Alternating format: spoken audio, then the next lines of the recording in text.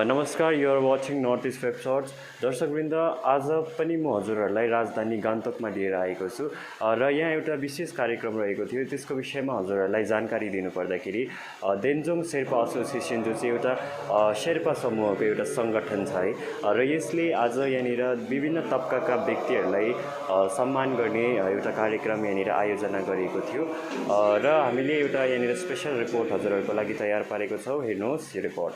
कार्यक्रम भयो, बधाई कार्यक्रम। हजुर, यसमा तपाईँले अघि आफ्नो वक्तव्यमा शेर्पा भाषा र शेर्पा संस्कृतिको संरक्षणको बारेमा कुराहरू गर्नुभयो संक्षिप्तमा है, र यो विषयमा अब शेर्पा भाषा शेर्पा संस्कृतिको संरक्षणको लागि के कस्तो पहलहरू भइरहेको छ तपाईँले अलिकति छोटोमा बताइदिनुहोस्।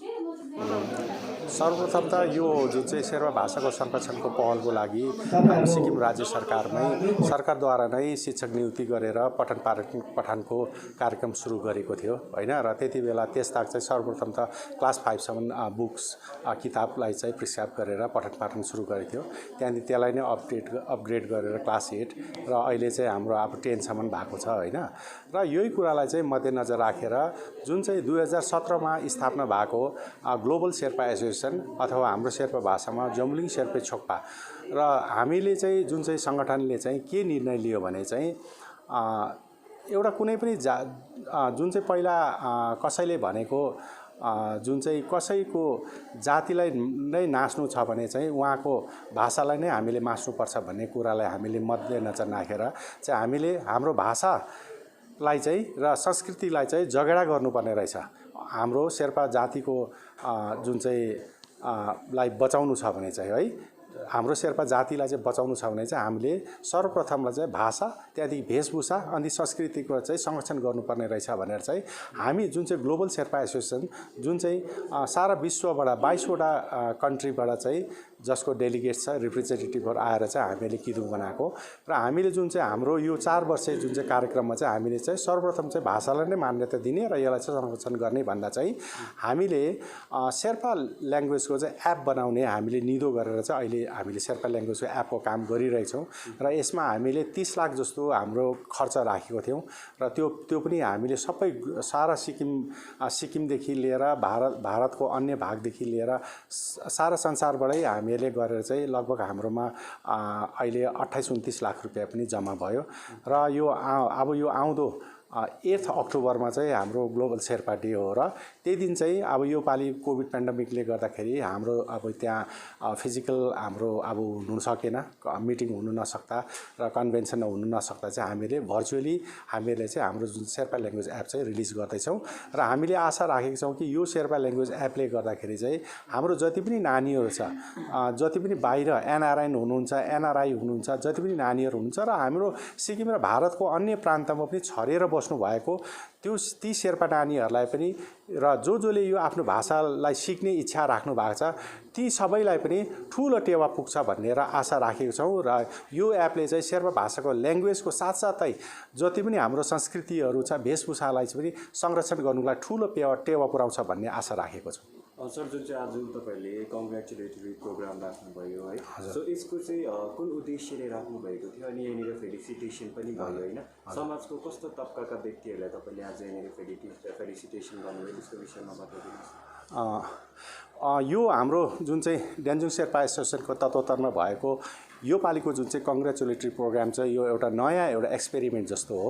यो हामीले अब हाम्रो यो इनोभेटिभ हाम्रो स्टेप्स हो, र यसमा चाहिँ हाम्रो सिक्किम राज्य सरकारको हाम्रो 2 जना सचिवदेखि लिएर तल्लो तबकामा हाम्रो सारा सिक्किमका किदुका एक्जिक्युटिभ्सहरू पनि भेला भएर र यहाँ विशेष गरी आजको यो जुन चाहिँ यो सेलिब्रेसन चाहिँ भयो होइन, र यसमा चाहिँ मोस लगायत अन्य 6 जना पनि आजको कङ्ग्रेचुलेटरी हुनुहुन्थ्यो, र यसमा विशेष गरी चाहिँ हुनुको लागि अघि नै हाम्रो एकजना वक्ता ग्याल्छिन सरले भन्नुभयो यो कुनै पनि प्रमोसन पाउनु कुनै ठुलो कुरा होइन, र त्यसमा कङ्ग्रेचुलेसन गर्ने पनि कुरा होइन, तर हामी शेर्पा कम्युनिटीलाई चाहिँ यो चाहिँ के हो भने चाहिँ हामी धेरै वर्षसम्म हामी थिचोमिचोमा परेको थियौँ र हाम्रोमा क्षमता हुँदा पनि हाम्रोमा अवसर हुँदा पनि हामी अवसर नपाएको।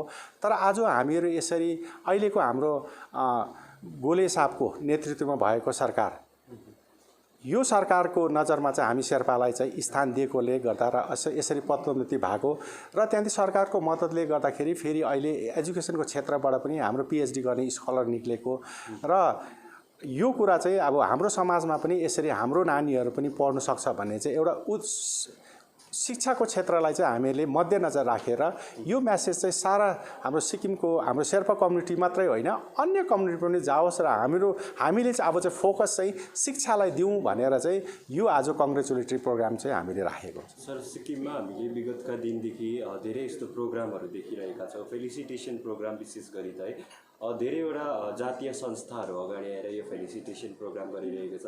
भर्खरै मात्र scheduled caste association, all Sikkim scheduled caste एसोसिएसनले पनि थुप्रो काम गरिरहनु भएको छ र आज पनि तपाईँहरूले गर्नुहुँदैछ।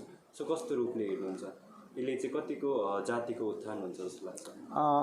जातिको उत्थान भन्नाले चाहिँ अब के हुन्छ भने योले चाहिँ जसले पनि आफ्नो कम्युनिटीको लागि काम गर्दैछ होइन, उहाँलाई चाहिँ एउटा प्रोत्साहन दिनुको लागि हो होइन, र प्रोत्साहन दिनुको लागि र उहाँहरूलाई एउटा इक्जाम्पल लिएर चाहिँ अरूहरूलाई पनि हामीहरूले उत्साहित गर्नु र प्रोत्साहन दिनुको लागि चाहिँ तपाईँहरूले पनि गर्नुहोस् भनेर चाहिँ हामीले यो कार्यक्रम राखेको। प्राइमेरी सेक्सनमा पढ्दाखेरि उहाँ एचएम हुनुहुन्थ्यो। सो म उहाँलाई यहाँ स्टेजबाट अपर्च्युनिटी पाएँ आज थ्याङ्क यू भन्नलाई। Thank you very much. त्यसरी नै म मेरो अब यो जति पनि सक्सेस मैले अचिभ गरेँ यो सबैको लागि म मेरो पेरेन्ट्स र साथसाथै मेरो प्राइमेरी एजुकेसन लेभलदेखि जति पनि मेरो हायर एजुकेसनका टिचर्सहरू रहेको छ म उहाँ सबैलाई थ्याङ्क यू भन्न चाहन्छु। It's all because of them कि म आज यहाँनिर छु।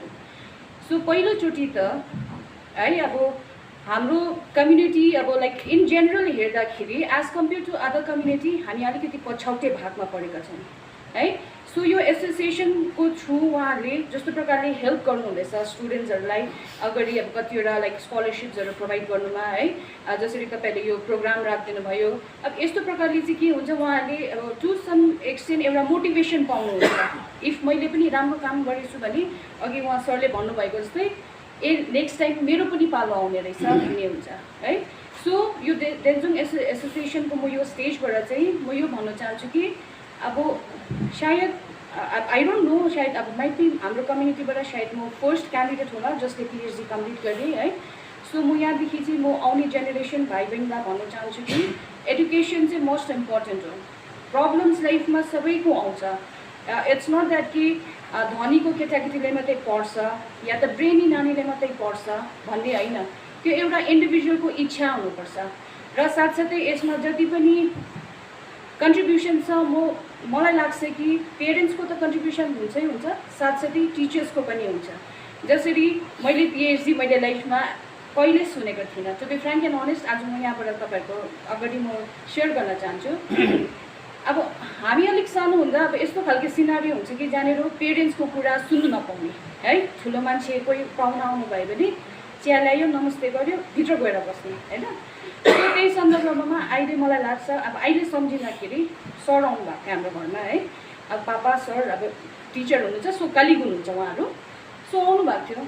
सो त्यसरी नै नमस्ते गऱ्यो, सरी लाज मानेर चिया पुऱ्याएर म निस्केर गएँ। सो त्यति बेला मैले लाइफमा फर्स्ट टाइम सरको मुखबाट सुनेको थिएँ कि अहिलेको नानीहरूले पढ्नु मान्दैन, पढेर घरमा आएर बस्छ। So they are not interested for getting this for the education. सरले भन्नुहुन्थ्यो कि मास्टर्स हुन्छ, त्यसको बादमा पिएचडी हुन्छ, अब कति ठुलो लेभलको एडुकेसन हो। सो मैले त्यो टाइममा एउटा सानो केटाकेटीले कसरी इमेजिन गर्छ है। अब जस्तै एरोप्लेनमा हामी फ्लाइ गर्दाखेरि एउटा हुन्छ नि क्लियर आकाश, क्लाउड हुन्छ है, एउटा ब्राइट सिनारियो। मैले त्यही सबै सम्झेको थिएँ क्या। सायद पिएचडीमा पनि त्यस्तै हुन्छ होला। सो केही बात छैन, आई विल पर्स्यु द्याट। म भलै I am not good in maths and science है, म डक्टर त बन्नु सक्दिनँ, मान्छेलाई स्योर बस्ने या त इन्जेक्सन लाउने, तर मलाई मेरो नामको अगाडि मलाई डक्टर पाउनु छ है। त्यही हिसाबले मैले कहिले पनि मेरो पेरेन्ट्सलाई पनि सेयर गरिनँ कि म पिएचडी गर्छु यो त्यो भनेर। But I was literally very much interested in pursuing my further education. So त्यही विचारले प्रब्लम्स धेरै भयो, बट स्टिल एउटा कन्सिस्टेन्सी, एउटा पेसेन्ट लेभल राखेर है, फ्यामिलीको सपोर्ट, टिचर्सको सपोर्ट, फ्रेन्डको सपोर्टले गर्दाखेरि आज मैले मेरो एजुकेसन कम्प्लिट गर्न सकेँ। सो सिमिलरली राइट नाउ म यहाँ पुर्तुक गभर्मेन्ट ल कलेजमा म as an ad hoc assistant professor म अपोइन्ट पनि भएको छु है। So I am feeling very proud. मैले जुन जग्गामा मैले पढेँ म त्यही जग्गामा आएर मेरै टिचर्सहरूसँग I am working as a colleague. It's a proud moment for me because मैले कहिले पनि एक्सपेक्ट गरेको थिइनँ कि अब त्यो एउटा सर भन्दाखेरि एउटा डर हुन्छ नि मनमा, ला म कसरी जानु त स्टाफ रुम है, उहाँलाई कसरी पर्स्यु गर्नु त, बिकज त्यो मनमा एउटा डर हमेसा बोक्नु पर्दछ। मेरो पापाले भन्नुहुन्थ्यो कि मनमा डर नबोक्ने मान्छे चाहिँ उँभो लाग्दैन, काम लाग्दैन भन्नुहुन्थ्यो क्या। सायद अब बुढबाउको छोरी पढे आफू पनि प्रोफेसन टिचरै थाल्यो है। So maybe because of that reason मलाई मनमा हमेसा डर बसि नै रहन्छ। उहाँ सरहरूलाई लिएर या त मेरो कलेजको टिचर जस्तो पनि जहाँ पनि हुँदाखेरि अब अहिले त ठुलो भएँ, म खुला आम गएर कम्फर्टेबली बात गर्दा पनि हुन्छ, बट स्टिल आई फिल ला म त अझै पनि स्टुडेन्ट हो, आई सुड रेस्पेक्ट। मलाई डर बोक्नुपर्छ मनमा। त्यसै कारण म चाहिँ यहाँ भएको भाइ बहिनीलाई चाहिँ भन्न चाहन्छु कि मनमा हमेसा डर बोक्नुपर्छ। ठुलो आमा बाबाको या त टिचर्सको है, मनमा डर भयो भने तपाईँलाई त्यो डरले गर्दाखेरि चाहिँ लाइफमा धेरै अगाडि जानु हेल्प दिन्छ। इट्स नट द्याट कि अब अहिलेको डिजिटलाइज भयो, आई अग्री है, सबै मोबाइल इन्टरनेट अनलाइन टाइम अनुसारले मुभ गर्नुपर्छ, तर आफ्नो जे एउटा संस्कार छ त्यो कुरालाई त्यो भ्याल्युजलाई पनि क्यारी फरवर्ड गर्नुपर्छ।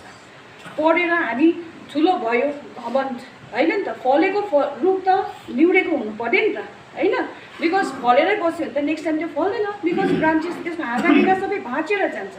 सो सिमिलरली म त्यसै कारण भाइ बहिनीलाई म भन्न चाहन्छु कि मनमा डर बोक्नुहोस् है, एउटा टार्गेट राख्नुहोस्, ढिलै सही म त्यो जग्गामा पुग्छु भनेर है। अब यहाँबाट म सबैलाई धन्यवाद गर्न चाहन्छु।